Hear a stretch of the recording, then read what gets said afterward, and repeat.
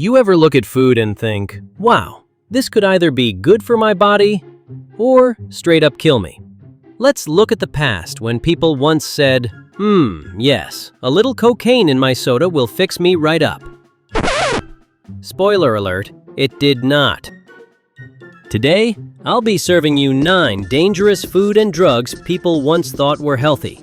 And by the end, you'll realize your kale smoothie isn't the worst thing humanity has ever shoved in its mouth.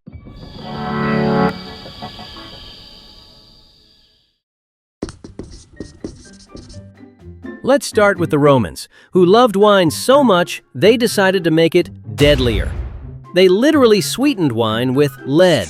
Not sugar, not honey, fucking lead. They boiled grape juice in lead pots to make sapa, a sweet syrup full of lead acetate, aka sugar of lead. It made wine taste smoother, but it also slowly poisoned you. Imagine getting a hangover and brain damage from the same drink. Symptoms included infertility, seizures, and death, which is not exactly pairs well with cheese. Historians even suggest lead poisoning contributed to the fall of Rome. That's right, the empire didn't collapse from barbarians. It collapsed because they couldn't stop chugging their lead wine spritzer. Congratulations, Romans! You invented the world's first Four Loko. Fast forward to the 19th century. Want glowing skin? Easy fix. Eat poison. Arsenic wafers were marketed as a beauty treatment.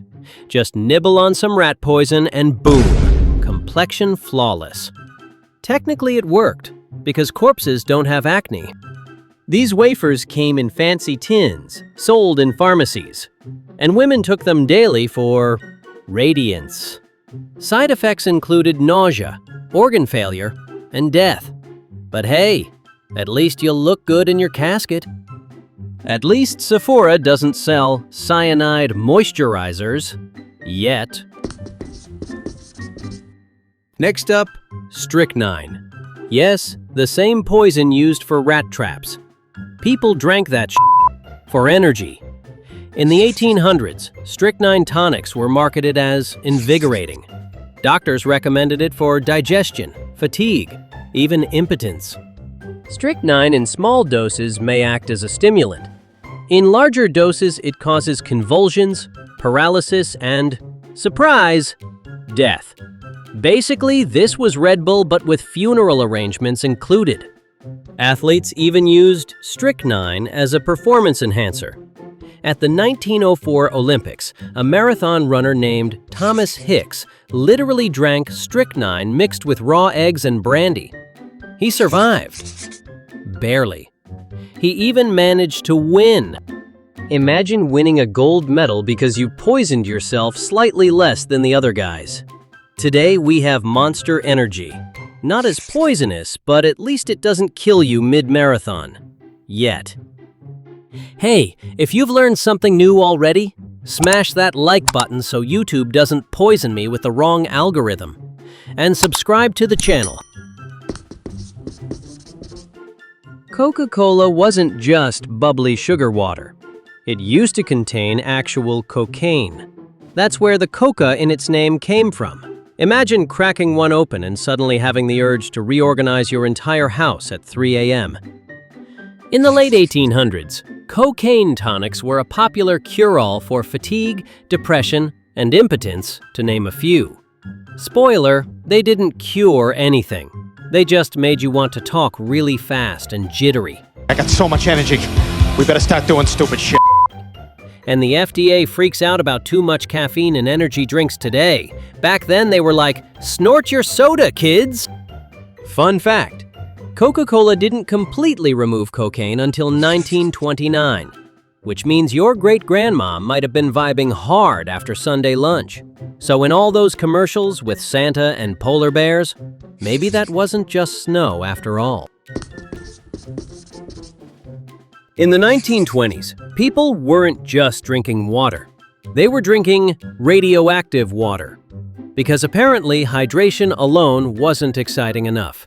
It was called Radithor, a health tonic that was literally distilled water with radium in it, like Gatorade, but cursed and glows in the dark.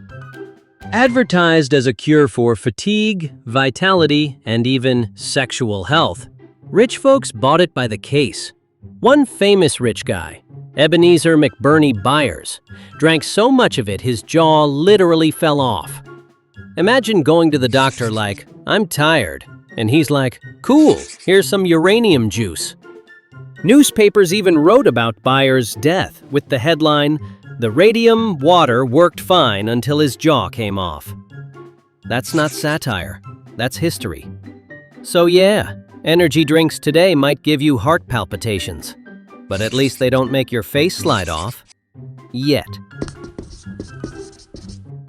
Speaking of glowing, how about chocolate bars laced with radium?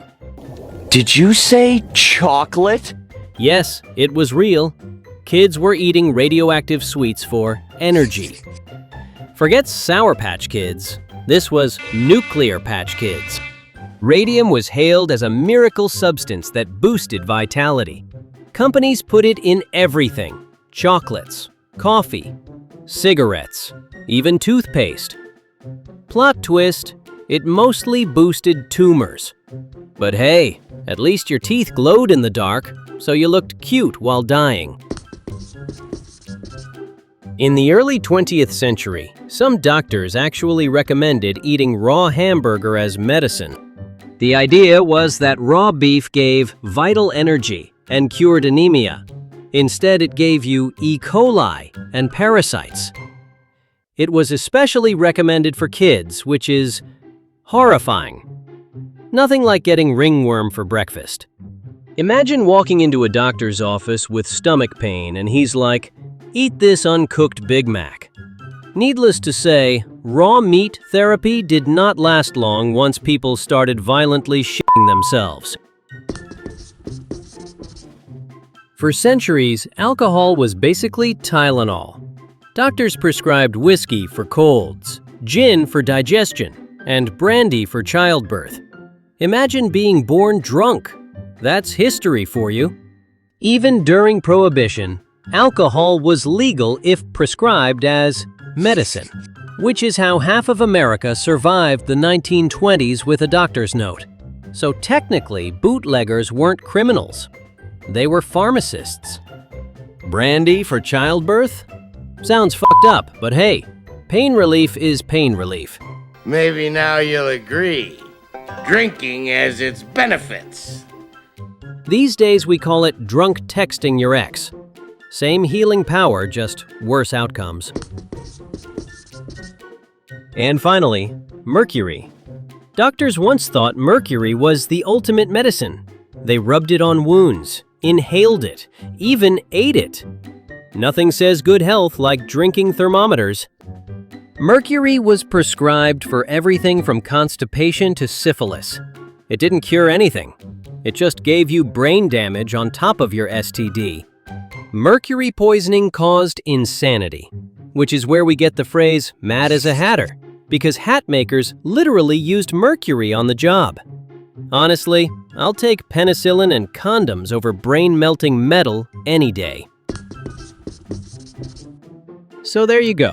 9 of the most dangerous food and drugs people once thought were healthy. Which means in 100 years, people are probably going to look back at us and say, "They thought energy drinks were fine? What the f***?" But hey, at least we're not handing uranium lollipops to kids anymore.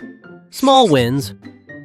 If you enjoyed this trip through history's cursed buffet, hit like, subscribe, and ring the bell so you don't miss the next disaster on a plate. Stick around for more myths, mysteries, and meows, 'cause curiosity ain't gonna kill this cat.